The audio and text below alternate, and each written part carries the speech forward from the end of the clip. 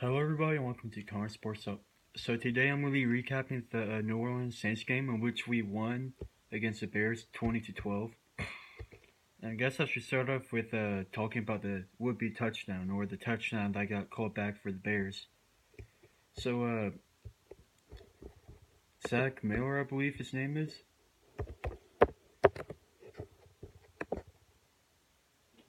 Yeah, Zach Miller. So he got a touchdown, but it got called back according to the Calvin Johnson rule, which honestly I don't understand. I thought it was a touchdown, and so did everybody else, really. But I don't know. Apparently, it's in the rule book. I don't know. Unfortunately, Zach Miller also got injured. I don't know how badly, but hopefully he's okay. But I don't know.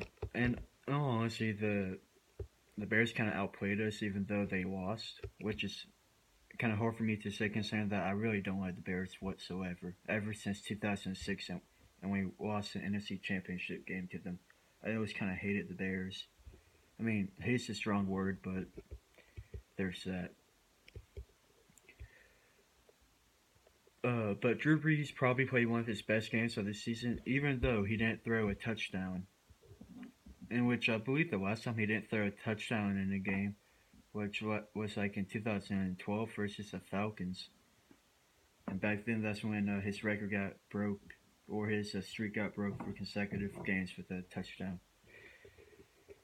So my point making is he very rarely doesn't throw a touchdown in a game. But with that said, he does have a very good stat line. He was 23 for 28 and 299 passing yards. And again, in all honesty, most of that came off of passes or checkdowns and stuff like that. So the receivers or halfbacks did a decent amount of work for those receptions, but I don't know. I'm not saying that Drew Brees is losing stuff. He's definitely not. He's still a elite quarterback, arguably the second best quarterback in the league. But I don't know. Like, I've been noticing this year that the play calling has been a little conservative. Maybe because their defense is a little bit better, but I don't know. We're not throwing it deep as much and not taking as many risks, which result in less interceptions. So I guess technically it's better, especially since we're 5-2 compared to going 7-9 3 years in a row, or technically 4 out of 5 years. But Mitchell Trubisky, this is the first game I actually saw him play. I saw part of the Packers.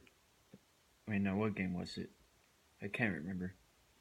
I saw part of the game which he made his first start, but I didn't watch the whole game.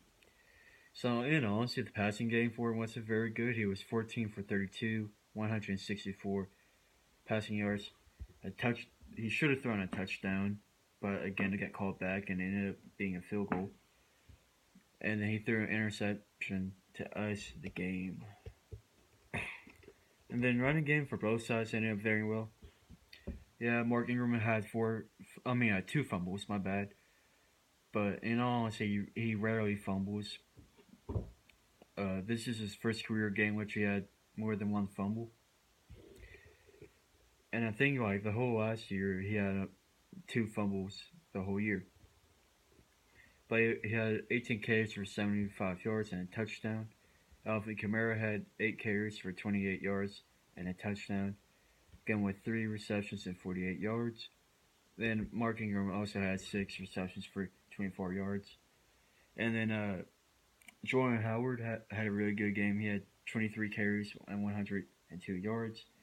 Mitchell Trubisky, this is where he hurt us. Back-to-back running plays. One got called back. One ended up being a 45-yarder. He had 3 carries for 53 yards. And then the receiving game for the Bears ended up being pretty good in terms of individual performances. And Terrence McBride was Trey McBride. So 3 receptions for 92 yards. And then Michael Thomas had 7 receptions for 77 yards. And Ted Ginn 2 receptions for 68. And Brandon Coleman, probably the best game in, I don't know, maybe his career. 1 reception, 54 yards. I mean, he's a number 4 wideout. He's not supposed to be getting that many yards. So, Will Lutz, very good game for him. I mean, he only had 2 kicks, but the kicks that he made were very important.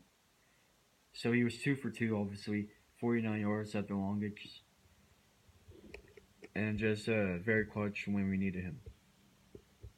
But the defense played fairly decent, especially considering only 12 points allowed. But again, you're playing against a rookie quarterback. So Kenneth Carr had a sack, or a half of a sack, along with Cameron Jordan half a sack, and then the rookie Trey Henderson having his, I believe, his first career sack, if I'm not mistaken. And then Marshawn Lattimore icing the game for us with a interception, his second of his career. But the defense is playing well, but we have to kind of recognize that we haven't been playing against elite quarterbacks, in which inevitably, if we do make the playoffs, we will be making, or we would have to play against elite quarterbacks. We played against Sam Bradford, got killed. Tom Brady got killed. Matthew Stafford, technically, he put some yardage on us, but we did cause 3 interceptions. Off of tip balls mostly, but still, those are interceptions. So I don't know if this defense is a mirage. I would hope not. I mean, you can't take away fantastic coverage, in which we've been having the past few games, but and let's see if we can keep it up against top tier quarterbacks. We do have to play Matt Ryan 2 times this year. Jameis Winston, I believe he has an injured shoulder, but he's still Jameis Winston. Who else do we have to play? I mean, Kirk Cousins. So those are 5 games that kind of worry me in terms of our defense. And the other thing is, for offense, I'm just kind of waiting until Willie Snead comes back. I could have sworn that he was going to be playing this game. He said that he was good, but he didn't get 1 reception. I didn't see him all game. And he's just really important for the New Orleans Saints offense, even more so than I thought. But we just need him really badly, because once we get to a team that can actually score fairly well, I mean, let's be honest, we haven't played against elite scoring teams.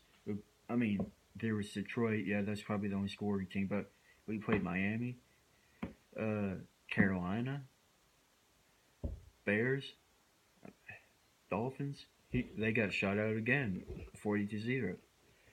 But I don't know. I do expect them to make the playoffs, and honestly, there isn't really an elite team in the NFC in general, to be honest with you. So if we're gonna make a deep playoff push, this is the year to do so. Because the two good NFC teams right now have inexperienced quarterbacks with Wentz and with the Rams. How am I forgetting his name? I don't know, that's annoying. It's been a long day. But thank you guys for watching. Please like and subscribe, and don't forget to share the video. Thank you.